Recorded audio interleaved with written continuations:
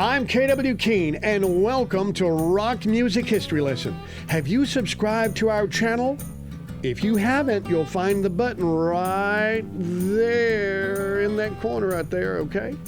Coming up, the story behind the song Ain't No Sunshine by Bill Withers on Rock Music History Lesson.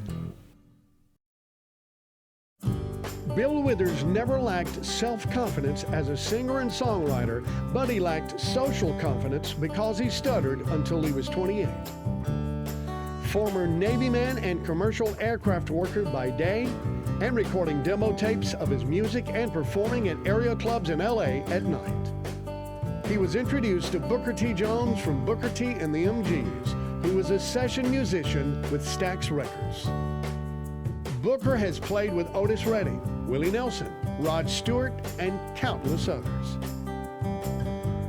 In 1971, Booker T. Jones was the producer for Bill Withers' first album, Just As I Am.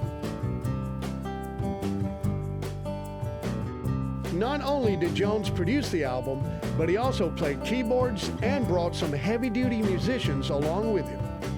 Stephen Stills from Crosby, Stills & Nash on guitar. Donald Duck Dunn on bass from Booker T. and the MGs. Also on bass, singer-songwriter Chris Etheridge. On drums, Jim Keltner, who is a well-known session musician, especially for working on solo recordings for George Harrison, John Lennon, and Ringo Starr.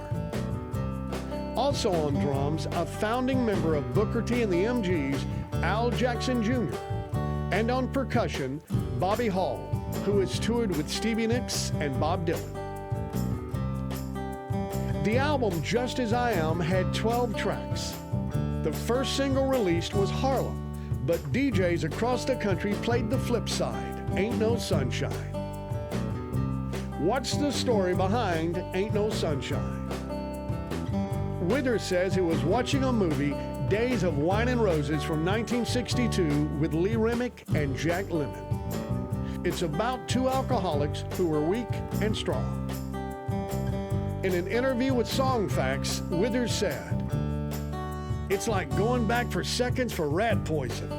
Sometimes you miss things that weren't particularly good for you. It's just something that crossed my mind." The most recognizable part of the song is the phrase, "I know, I know." Withers said he wanted to record something in its place, but the room full of established musicians said to leave it. He said, "I was still working in the factory, so I took their advice." By the way, he repeats, I know, 26 times. And now that you know, I know, you'll probably count. Ain't No Sunshine climbed to number 3 on the Billboard charts in 1971 and won a Grammy for Best R&B Song. Withers went on to have hits like Grandma's Hands, the #1 smash hit Lean On Me.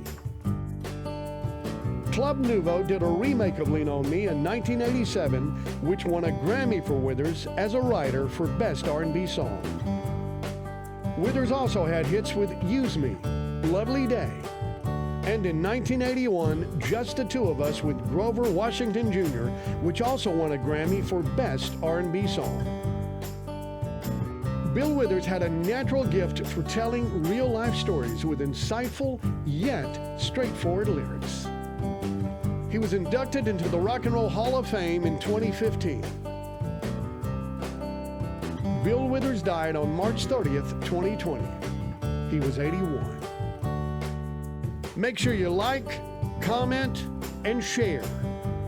And don't forget to hit the subscribe button. Also, check out our website, rockmusichistoryLesson.com. I appreciate you watching more than you'll ever know. So thank you so much for watching Rock Music History Lesson. I'm KW Keene.